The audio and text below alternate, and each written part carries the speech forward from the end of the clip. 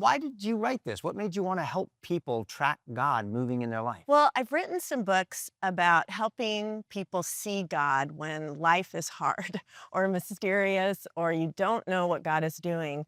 And I finally got to the place where I thought, I need to give people some tools so that they can find their own God stories. I mean, I've been a speaker for a very long time and told my story, and people would say, "Oh, your stories are so incredible." And I'm like, you have them too. It's just that I do this for a living.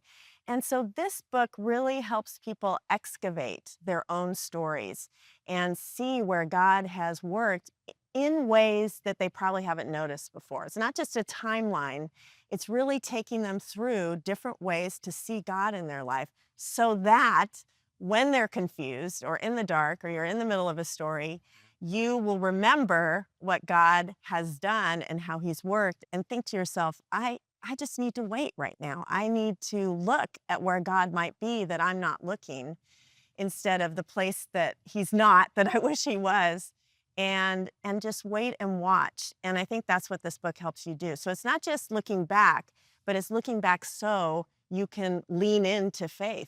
I have struggled at times to see God working in my life. And I remember listening to other people introduce me to a friend, and they introduced me by telling the story Mm. as they saw it from their perspective. There was this kid on this TV show, and he didn't believe in God, and then God reached down and opened his eyes through a girl that he met on the set, and it turned out that he would then end up witnessing to atheists later on. And I'm thinking, wow, well, he's talking about me. God was at work when I never saw him That's so at true. work.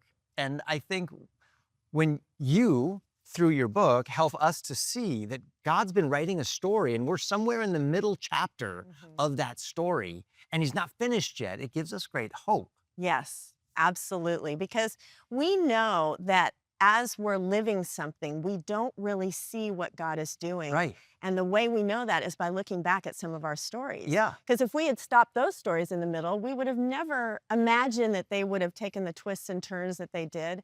And I think that that's why I want the reader to look back on their own life because you get so many insights about God doing that, Mhm. that then you can practice in your faith.